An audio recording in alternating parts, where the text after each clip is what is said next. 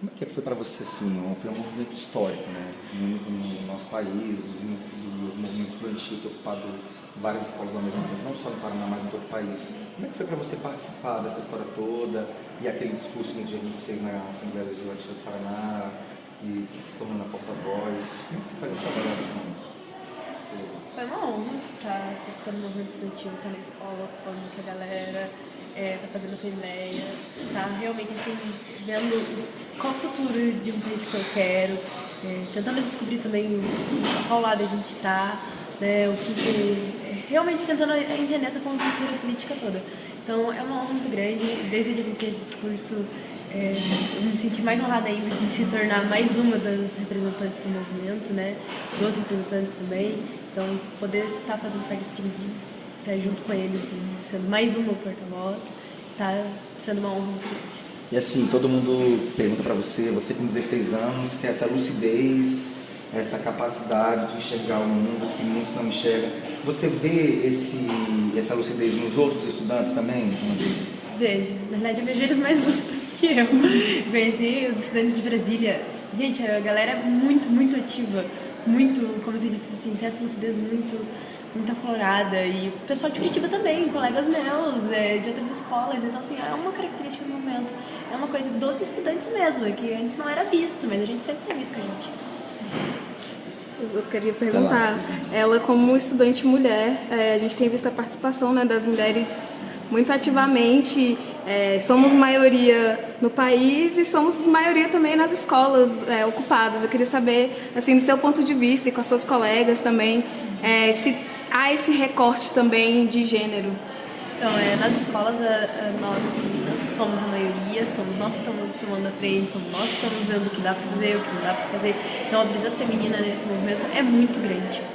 Muito grande. Estava grande já no movimento do ano passado em São Paulo, né, que saiu tanto do documentário Lute como a Menina, porque realmente quem está tomando a frente dos movimentos é as meninas. Quem está indo para frente somos nós. Então, realmente, tem isso dentro da escola, tem isso dentro das ocupações. E com os meninos, como é que é essa relação, assim? Foi tranquila? É tranquila, porque eles estão lá já justamente contra retrocesso, né? Já são um campo progressista, então são os meninos que é bem legal. E mesmo quando surge alguma coisa, surge ali uma ideia meio contraditória, você senta, conversa, fala, olha só o que você tá falando, né? A galera já entende, já começa a pensar diferente, vê uma outra possibilidade. Então tá sendo uma coisa bem legal, tá sendo um aprendizado muito grande para nós, das meninas e para os meninos também. Eu acho que é fundamental para os sindicatos ter em mente exatamente que o neoliberalismo é esse modelo de concorrência generalizada e da introdução dessa lógica empreendedora. Mesmo quando você é um empregado, você tem que ser um empreendedor que toma a iniciativa, inclusive tomando a iniciativa para ganhar a concorrência dos seus colegas. Isso quer dizer que o movimento sindical tem que estar muito atento não apenas às privatizações, a cortes, desempregos, que são questões fundamentais, evidentemente, mas também a questão das formas de gestão. Politizar as formas de gestão. Tentar combater as formas que colocam os trabalhadores em concorrência entre si, que desfazem a solidariedade dos trabalhadores para a sua causa, para a sua luta comum. Então, não é evidentemente que os sindicatos vão ter os seus debates internos, vai ter pluralidade democrática, que vão ter várias chapas, várias vertentes. É fundamental que tenha essa democracia interna, mas é igualmente fundamental que tenha um elemento de coesão que permita questionar esse modelo de gestão da sociedade, esse modelo de ordem social. Olha, nós estamos no meio de um golpe e agora nós precisamos nos organizar. O que a gente tem falado, usado uma expressão que a gente tem que organizar a resistência democrática, porque nós entendemos que é possível, com essa resistência nossa da classe trabalhadora, do povo organizado, dos estudantes, do movimento sem terra, movimento sem teto, enfim, que a gente consiga reverter essa situação que nós estamos e que não deixemos que o país saia da democracia totalmente e que vá para um sistema ditatorial. Nessa perspectiva da resistência democrática, então a esquerda ela precisa se juntar, precisa se unir. E eu acho que unir não é matar o outro no sentido das suas ideologias, das diferenças que nós temos entre os movimentos, entre centrais, enfim. Mas é a unidade na luta, é a unidade na ação, que eu acho que isso é importante. Então, nós temos aqui 3 caminhos que nós temos que fazer, no meu entendimento, ao mesmo tempo. É o enfrentamento no Congresso Nacional.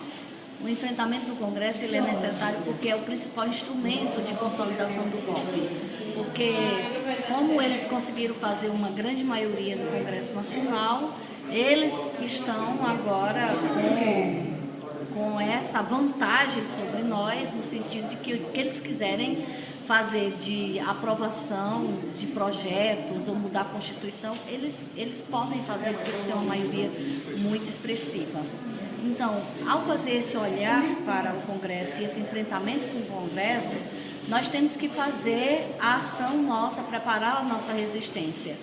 E aí nós temos eleição para 2018. Se eles se organizaram e fizeram uma maioria absoluta e deram um golpe por conta dessa maioria que eles conseguiram fazer, com um investimento muito pesado do empresariado brasileiro, nós trabalhadores, nós povo pobre, precisamos então começar a fazer a nossa.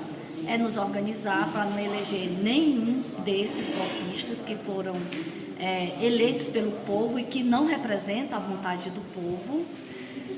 Nós temos que imediatamente construir candidaturas nossas, para que a gente volte, a esquerda volte em 2018 com nomes bons, com pessoas que tenham compromisso com a nossa luta, com a luta do povo, com o Brasil, compromisso com o Brasil, para que a gente reverta, vira o jogo nessa situação do Congresso Nacional. Essa é uma tarefa que eu acho que é uma das mais importantes que nós temos que fazer, porque convencer o povo de construir, fazer campanha em cada cidade, que esses caras foram eleitos, bem votados, é uma tarefa bastante difícil, mas eu acho que é possível. Esse é um caminho. Um outro caminho é que a gente precisa apresentar proposta de saída para a crise, a crise econômica principalmente, porque a política, essa crise ética aí já é bem mais complicado. Mas nessa questão econômica, eu estou sugerindo, inclusive, na próxima reunião da Direção Nacional da CUT, que a gente possa dedicar um pouco de tempo a construir, a rever aquele nosso projeto que nós construímos, um projeto nacional nosso, qual é o projeto político que nós queremos para o país, o projeto econômico.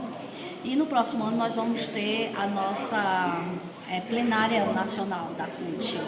E eu entendo que na nossa plenária nós temos que construir junto, lógico, não é só nós, mas também construir as saídas, porque o que nós precisamos é de justiça fiscal, nós não precisamos de ajuste fiscal. O que foi relatado aqui pelo Bezoini nesse seminário da FETEC é super importante. Agregaria ali a todas as medidas apresentadas também a questão da sonegação de impostos, que é muito alta, que só essa, se fosse rebatida nesse momento, já resolveria o problema do déficit fiscal que nós temos no nosso país. E nós precisamos então dar uma qualidade também para as nossas ações, para as nossas mobilizações. Não é só contra o golpe, não é só fora Temer. Nós também queremos um país, né, mais justo.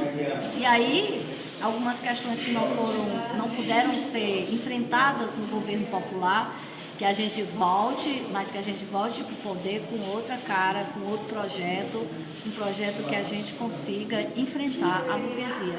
E para dentro do movimento sindical é continuar a benzedeira de que nós estamos numa luta de classe e que as pessoas precisam compreender isso e que precisam agir, todos os sindicatos, todos os militantes do movimento sindical nessa direção.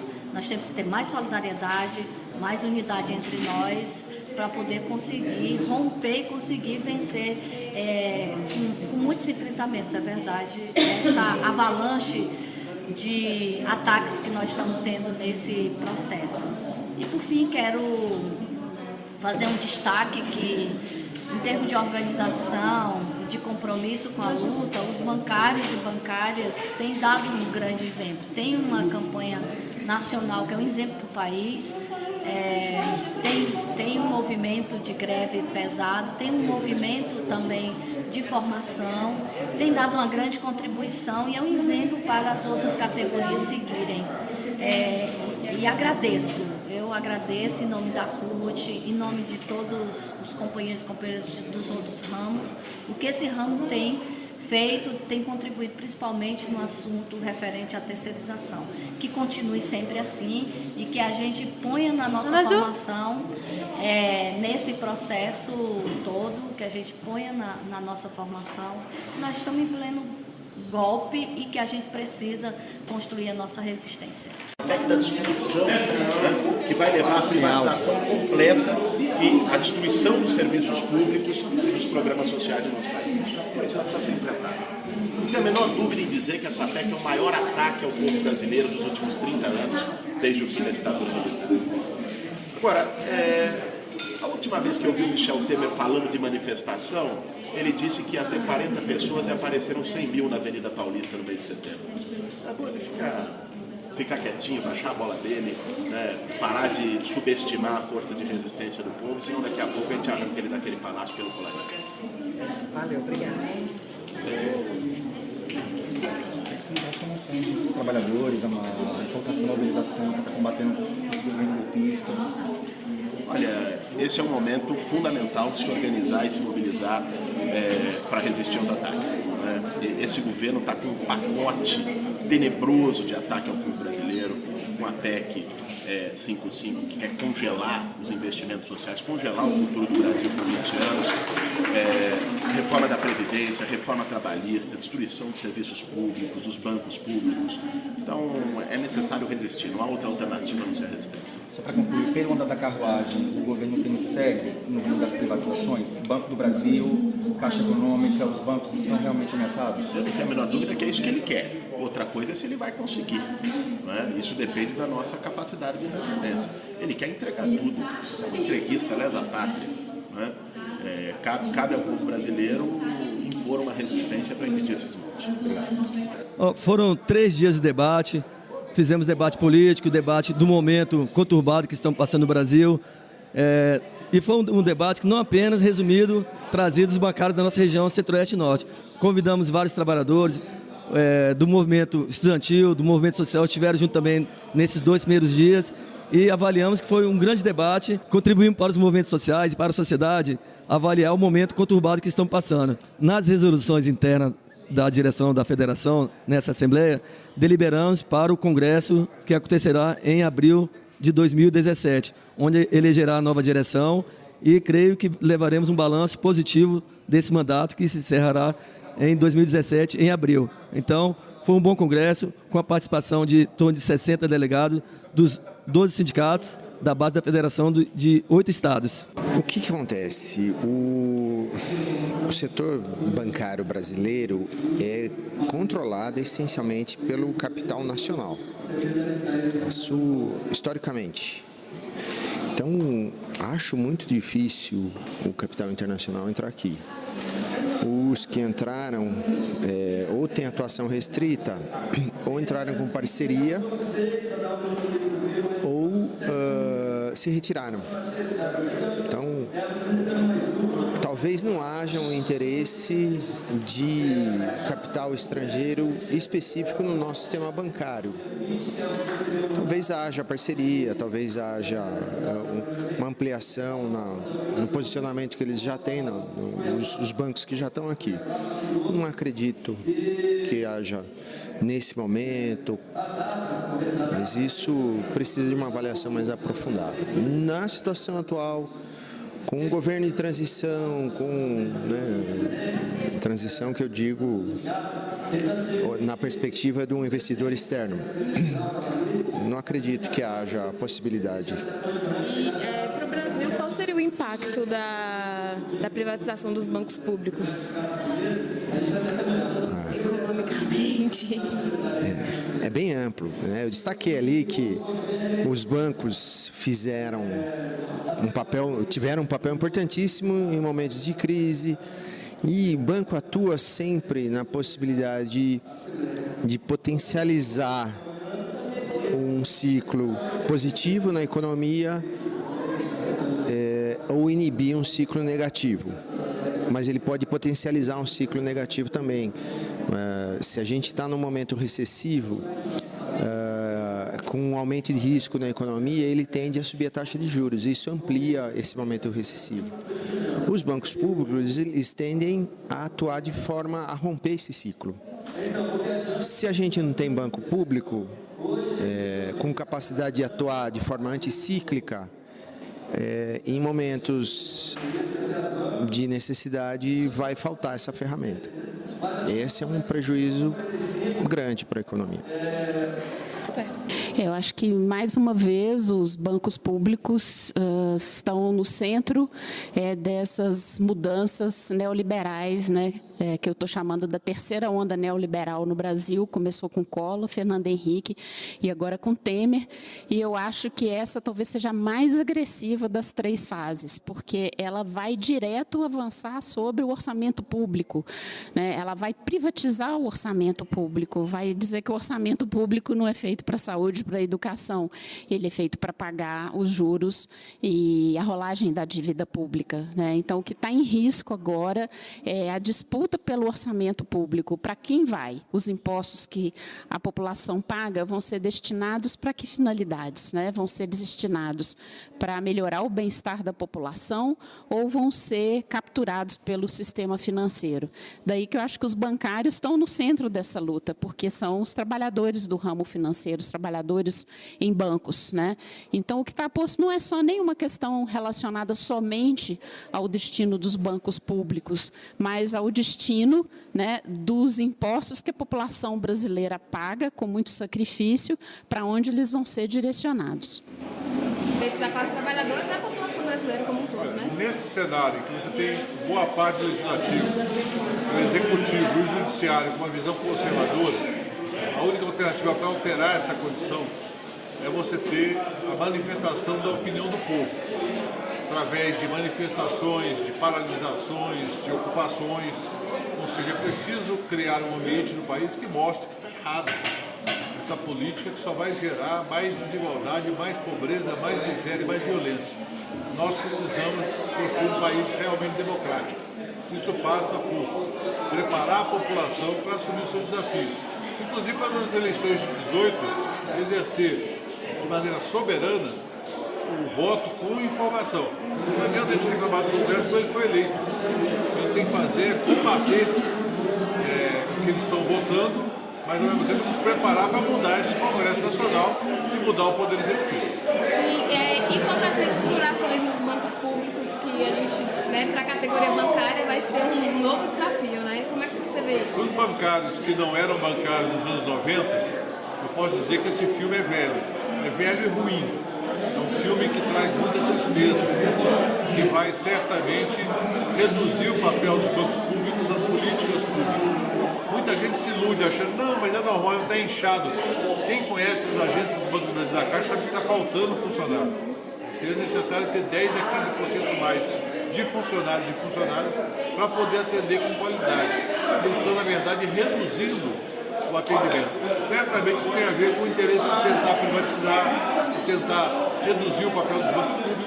Nós vamos combater isso de maneira firme, porque não é aceitável que num país tão desigual quanto o Brasil, nós temos a redução da estrutura do Estado. Eu acho notável a pesquisa feita pela FETEC Centro-Norte com dirigentes para saber com protagonistas, com as pessoas que tocaram o dia a dia da campanha nacional, o que elas pensam da sua preparação, do seu desenvolvimento e do resultado final. É fantástico, ajuda muito o que a gente pensa da campanha, para a gente ter uma ideia mais geral da campanha em si. Por outro lado, eu acho que a grande avaliação foi feita pelos bancários e bancárias da base. Eles participaram, eles são atores e, no final, as assembleias disseram que aprovaram a campanha que foi feita. Eu acho que esse é o resultado fundamental para você construir uma campanha para os próximos anos. Com relação ao desafio que os bancários vão enfrentar, eu acho que o maior desafio que nós temos hoje é a nossa sobrevivência enquanto uma categoria, são empregos, a tecnologia, um ataque brutal que está sendo feito neoliberal à nossa organização sindical e ao nosso número, ao nosso emprego, às tarefas que nós executamos dos bancos, é uma coisa muito grande. Nós temos um risco nos próximos 10 anos em estarmos pela metade do número de bancários e bancárias. Isso vai significar que os sindicatos vão estar também pela metade. Esse é um desafio. Como fazer a luta, como sobreviver cada vez em menor número, lutando pela sobrevivência. Emprego é o centro do debate hoje para a nossa categoria. Rosalina Morim, Sindicato dos Bancários do Pará. A gente está aqui na Assembleia da Federação Centro-Norte, reforçando o debate da conjuntura nacional e dos próximos desafios da nossa categoria bancária. Nós temos aí a construção de um acordo de 2 anos. Esse acordo de 2 anos, no nosso entendimento, ele foi positivo, considerando a conjuntura que a gente está vivendo hoje no nosso país. Temos vários ataques sendo feitos à classe trabalhadora, aos direitos dos trabalhadores, e os bancários têm que ficar sob alerta também a um projeto que está na Câmara hoje, que está no Senado, na verdade, que é o projeto de terceirização, que ataca brutalmente a categoria bancária. Esse é um projeto que autoriza a terceirização de todos os serviços da atividade fim nos bancos. Isso, na verdade, é tirar os direitos que a gente tem aí ao longo dos 20 anos de construção do Acordo Coletivo Nacional da categoria bancária. E temos também um debate da manutenção dos empregos, reforçar que a gente não tenha aí o fechamento das unidades bancárias, como a gente tem visto aí ao longo desse período, que os bancos têm feito várias demissões e vários ataques aos direitos dos trabalhadores bancários. Por isso, nós queremos reforçar a toda a categoria bancária que é preciso fazer o fortalecimento da nossa luta, dos nossos direitos e o fortalecimento, principalmente, na manutenção dos nossos empregos. A demissão é hoje o que está mais afligindo toda a nossa categoria, que a gente venha vendo de forma acentuada aí pelos bancos. Por isso, vamos à luta. Os desafios dos próximos períodos são muitos, que a categoria bancária vai ter que enfrentar e tem que enfrentar de forma conjunta para a gente continuar vencendo nas nossas pautas de reivindicação. Obrigada.